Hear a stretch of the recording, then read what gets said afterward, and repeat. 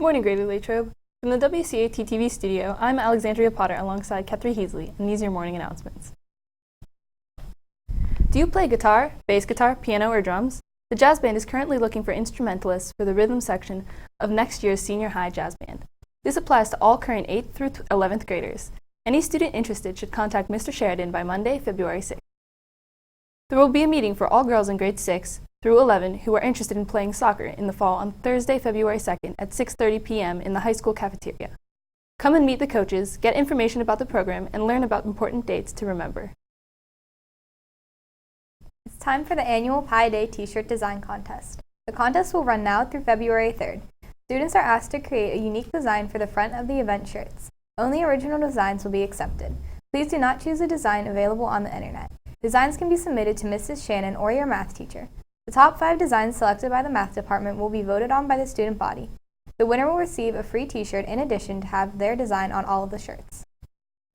Are you someone who likes to work outside, prefer physical labor, and comfortable with heights? West Penn Power and WCCC have partnered together to offer an associate degree in electric utility technology. To learn more about this exciting opportunity, an information session will be held on Saturday, February 4th at WCCC. To get more information, visit their website at www.firstenergycorp.com/psi and choose the Get Invited link.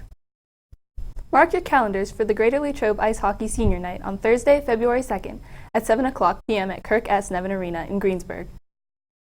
Spring sports physicals will take place on February 1st and February 8th. Be sure to stop by the athletic office to pick up the necessary paperwork that must be submitted at least 2 days before the physical date. Congratulations to Letterman's Club Athlete of the Week, Junior Riley Jackson. In 2 recent dual meets, Riley earned first place finishes in all 8 of her events. She had individual WPIAL qualifying swims in the 200 individual medley, 50 free, 500 free, and 100 free. Riley was part of 2 relays at each meet, and all 4 relays earned first place finishes. Her 4 first place finishes in the meet against Connellsville helped secure Latrobe's victory. Congratulations, Riley. We will be back after this commercial break. Get ready for Polar Palooza on March 3rd. The event will take place from 3:40 to 10:30 p.m. all throughout the senior high. Polar Palooza is open to students grades 9 through 12, and teams consist of 8 members. This will be on first-come, first-served basis with a limit of 49 teams. Tickets will be on sale for grades 11 and 12 on February 14th through February 15th, and for grades 9 through 12 on February 16th and February 17th. Ticket costs are $15 per person, this including pizza, a water voucher, and a favor. To qualify for the grades 11-12 registration, you must have a minimum of 4 juniors or seniors on the team. Events include volleyball, badminton, ping pong, and other events listed on the screen. Get your teams ready to chill out at 2017's Polar Palooza. Now here's Jared Bachman-Stubbs with the weather report. Good morning, Wildcats. Today we'll have a high of 30 and a low of 17 with snowy skies.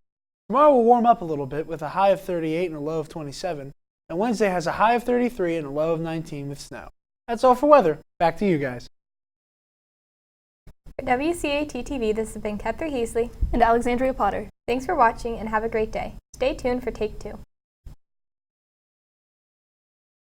That's Devin Arnold. That's Ryan Sabota. And that's Kylo Ren. This is Take 2. And today we'll be reviewing Rogue One, a Star Wars story. Save the rebellion! Save the dream!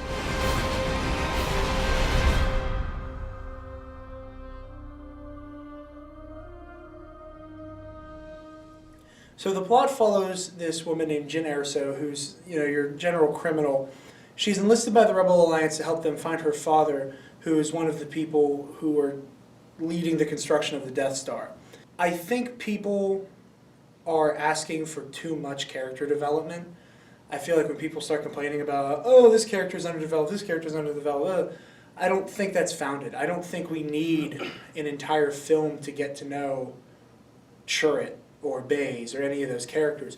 What we get is enough for them to understand who they are as a character, and then it's kind of fun to fill in the blanks yourself. I don't think that we need that much from so many of these other characters. You get enough of what you need, and then you go from there. I completely agree with you.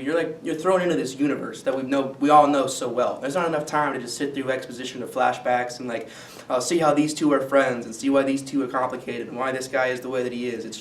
It's unnecessary, and you see them grow enough throughout the movie. And I will say the one thing I was a little bit disappointed with, and it's probably just me because I really like these actors in real life. Mads Mikkelsen's character, I wish I would have seen more, only because I like seeing him on screen. Rogue One itself isn't a fun movie. It is one of the darker, more gritty entries into the Star Wars mythos, but it is nonetheless fun to watch, but it's not a fun story. I will say the way Rogue One was filmed, it felt like you were in a war movie. It didn't Yes, feel like absolutely. a traditional Star Wars movie like we've seen in the past, which is Like the title cards. I and, like the other movies, don't get me wrong, but I thought how like this one was presented, it just seemed different and on its own, and I was very happy with that.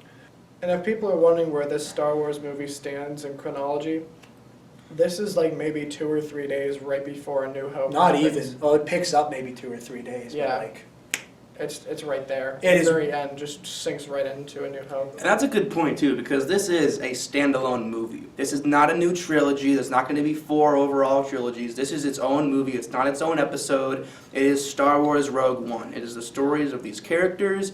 It's a Star Wars story, and it's a really good hence one. the name. Out of 10. I'm going to give Rogue One an 8. I thoroughly enjoyed it as a massive, massive, massive, massive Darth Vader fanboy.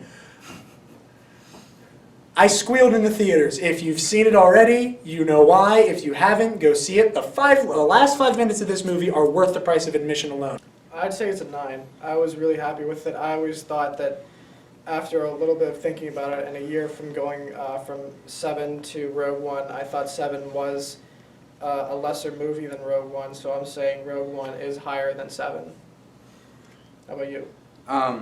On my ability to be able to rewatch this movie, given that the first 2 acts are somewhat slow, I'm going to go with a fair 7.5. I really enjoyed this movie. I will watch it again, and I definitely recommend it for your Friday night. Thanks for watching, and special thanks to Devin Arnold for being our guest today. Tune in next time when we will be reviewing Split. That's all for Take 2, and may the Force be with you.